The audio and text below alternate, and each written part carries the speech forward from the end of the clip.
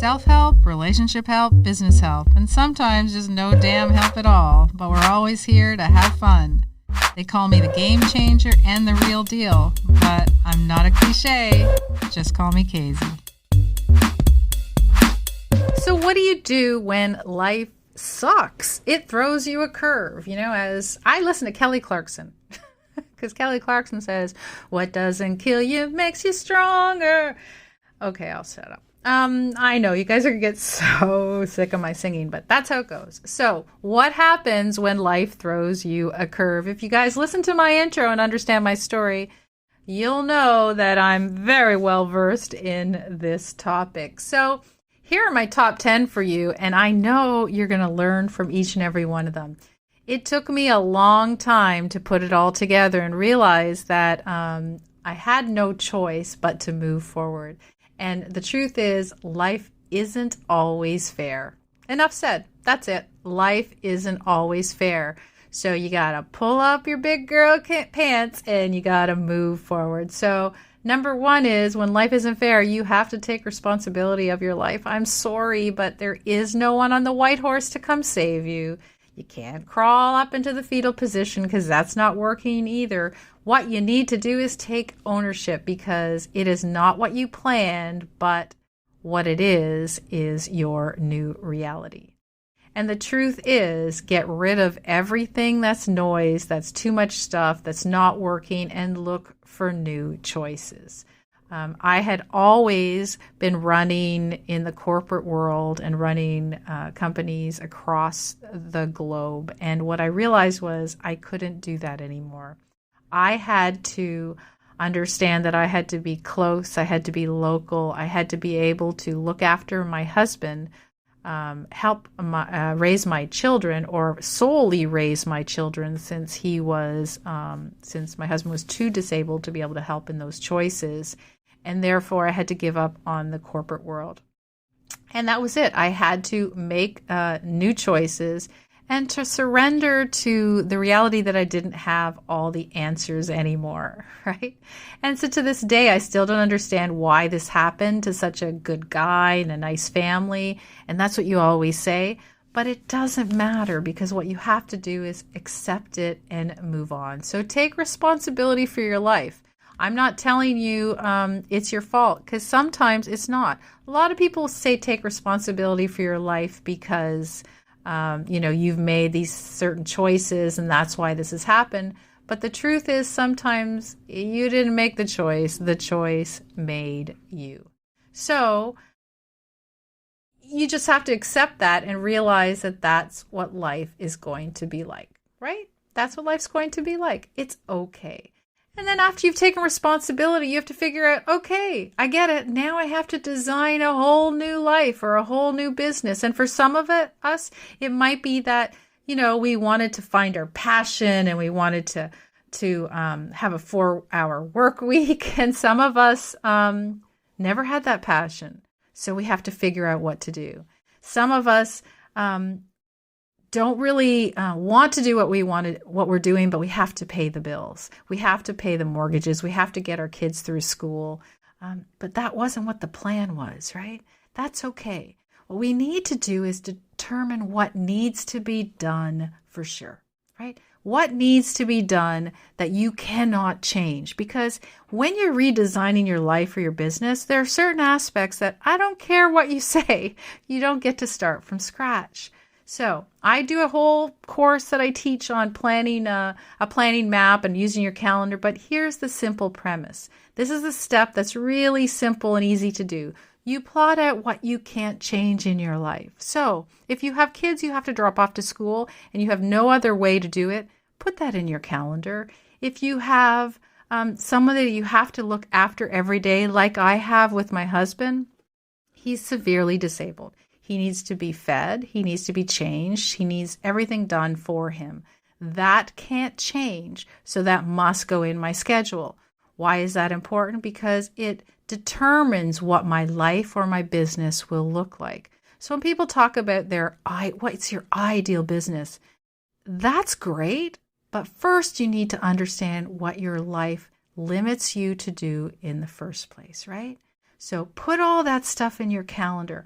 Understand where your flexibility lies. So for me, again, I needed to work and live close to my home. I couldn't travel very much. I needed the freedom to be able to be at home at any hour of the day, and to be perfectly honest, most hours of the day.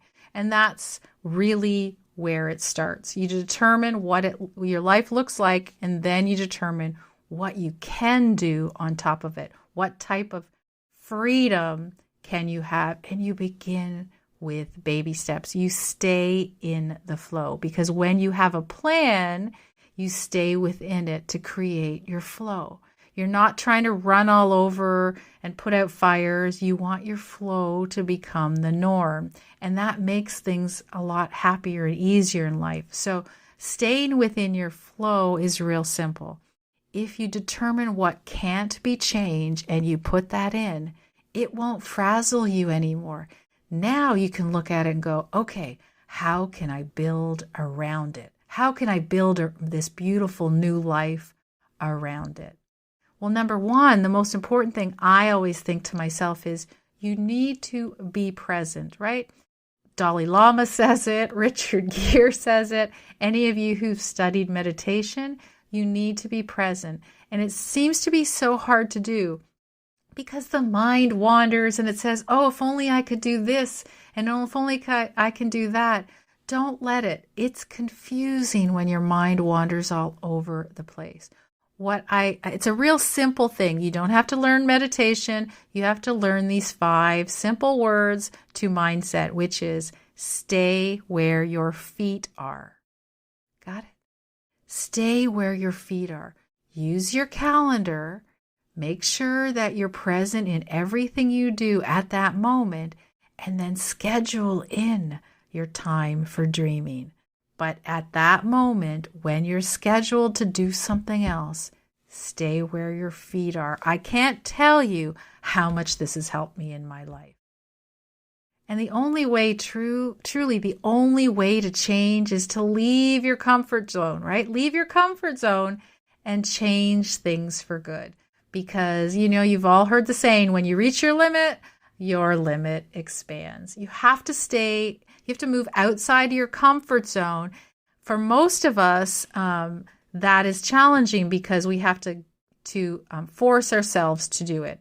For some of us, when life throws us a curve, it's really easy to get outside of your comfort zone because you've had no choice. You had no choice but to step out of it and make sure that you move forward. So do everyday things a little differently. That will help you. So, if you always take the same path to work, take a different path, right? Just take a little bit of, so that you're out of that comfort zone that you're used to. Try to make decisions much quicker. I found that because I had no time to waste, I made decisions really, really quickly. I had no choice. Start hanging out with new people who have new mindsets. It's funny when something bad happens to you, you lose a lot of friends because you're no longer able to do the same things as they do. You're no longer a couple that can go out to dinners or go to events. So you learn to hang out with new people who accept your new situation. So if you're not in a position like I am and nothing has happened to you, but you still need to change things up, first thing, the easiest thing you can do is hang out with someone new, right? And don't worry about what other people think of you, because the truth is life is short. There is nothing new here. What I'm telling you is if you think like bad thing happened to you and you have no choice but to do it, it's a lot easier to do. That's for sure. This is an interesting one. Solve your problems yourself. How many people love the answer to that one, right? In order to have a new opportunity, you have to change a problem, right? You have to fix the problem to have a new opportunity. And this was critical to my success, truly critical. Some people might golf and some people watch movies, and my hobby is learning. In particular, I love the internet. I love internet marketing. And as you can imagine, I don't go out a lot because my husband is limited to simple excursions, but most of the time he has to be at home. So when I get an hour free, I'm always looking for a new online course or watching something new that I can further myself down my path. So when I set up my wellness studio, my daughter and I did our own website, did online tutorials. I learned everything online. And I always assume that I can learn it. So if I have a problem, I just ask my favorite guru, Guru Google, for the answer. And guess what? He usually delivers. So for those of you who prefer the one-on-one, you can find a mentor, you can find a coach, and it's the best money you can spend if it cuts out the learning curve right away. And you can spend more time doing what it is that you wanted to learn, right? That's what you want to do. So simple. Education equals that transformation. So if you need to learn something, learn it. I needed to learn how to do a lot on my own. I needed to learn how to do an online business, how to do a bricks and mortar business that was close to home because I was no longer in the corporate world. So I did it by learning online. If that's uncomfortable for you, get a mentor. Hell, I'm a mentor, so I understand. I ask what your problem is, you tell me, and then I tell you how to fix it, right? Or I tell you what paths to take. And if that's your thing, that's cool. If you'd rather join a group and learn from like-minded people, do it. But let me be clear. I don't like old school networking, not the ones that you get up and you say, hey, this is what I do. No. I want you to find a group of people that are there to help you achieve success to move forward. It's not about networking for sales. It's about networking to get you moving forward. So really solve your problems yourself as best you can. And if you need help, get help. Get moving. Don't wait, because it's not going to happen unless you actually take action. One of the big things that I learned is that what's the worst thing that can happen, right? Don't overthink things. The best time to plant a tree, remember that old saying, was 20 years ago. And the second best time is now. So don't overthink things, because when you overthink things, you stall. Some of us, like the tree, will say, well, I didn't learn it when I was 20, so it's too late. It's never too late. Don't ever overthink things. Take a chance and reap the rewards, because that's the truth, right? Take a chance at learning something new. The beauty of failing is that, you learn what you need to do next to succeed, right? And if you don't fail, you'll never learn that lesson. What happens when we're always successful? We get really lazy. Success breeds laziness because we think that, this was easy, this worked, we'll just keep doing it. And then when all of a sudden things change, we say, what happened? So we need to actually fail to be able to get better. If you do exactly what you've done, let's hear the chorus, you get back exactly what you've been doing. So every time I dive into something, I say to myself, is it legal? Is it lethal? And if those two are okay, then I say, what's the worst thing that can happen? The worst thing is that I fail. Well, I learn and I move on. You have to get over it, because that's the only way you can move forward. One of the big things that I've learned is you need to surround yourself with people that you actually like. I've said you can surround yourself with like-minded people, but a funny thing happens when bad things come your way. You realize that life is short, and you don't want to hang out with people you don't like. So surround yourself with the people that you like, because life is short. So ask yourself the question, and many of you will go yikes when you answer, but there's a question that comes around a lot of entrepreneurs. So of who are the 5 people that you spend the most time with? And what adjectives really would describe those people, or how would you describe those people? If you start realizing they're not probably the best influence, then maybe you need to start over and find a new circle and limit your time with the people that you are with. Because the truth is, unhealthy people that are in your circle are going to make you unhealthy. That's the truth. So you need to find the people that will move you forward, that will move you up, and that will support you. If you're surrounded by people who are essentially allowing you to wallow and allowing you to not be successful, get away from them. Let's see. Some of the learnings that I think have really, really done the most for me is one of the biggest is to make sure that you don't quit when you're almost there, because starting a new business or making a change in your life is so hard. No matter if it's a new business or a new relationship, it is hard. And we have a tendency of living in an instant gratification world, right? We don't want to put the work in. But the truth is you really have to. It takes sometimes years to get a business into a flow, and it takes years to get a relationship into a flow as well. And what most people do is they started their business, they're in a relationship, and just when they're there, they're at the top of the mountain, and it's the hardest point to get to, right? It's that last step, and that's when they quit because they're exhausted and they can't take anymore, right? And that's it. And they quit. And they were almost at the top of that mountain. The truth is, it took me almost an entire year before I started making money in my bricks and mortar business. And everyone was worried about the stress and the volume of worry that was on it. But I didn't waver because I could see the success and it was right in front of me. And I've seen so many people quit because it just seems too hard. But if you want to be in that lifestyle, if you want to be where you want to be, you have to hang on. You also have to be realistic. You have to understand that there is success there. And this is sometimes the best time to find somebody that can walk you through it so that you know that they understand that you need a clear picture. Is success right there? Am I seeing it correctly? And if it is, then keep going. Get those people that cheer you on.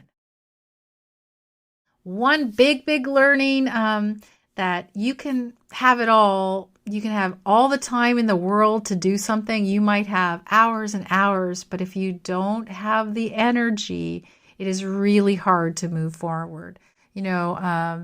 You have to have energy because energy trumps time every single time. You need to be able to propel yourself forward, and you need the energy to do it. And the hardest part of being productive is just starting. So when we think about doing a new project or a change, and we're all excited, but it's proven that our mind starts to visualize the hardest part of what's moving forward. And so we have a tendency of focusing on, the little trivial work to just get us out. And we waste all our time and energy without doing what really is required to do the task. So there's something called, I think it's called the Zagmire effect. I wish my producer was here. She could look it up for me. But it actually compels us to finish a task we have already started. If we've started and don't finish, then we experience discomfort. So let me explain that to you.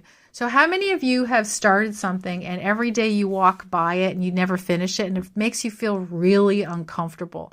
That uncomfortable feeling exhausts you. It gives you anxiety, even though you're not even noticing it, it does.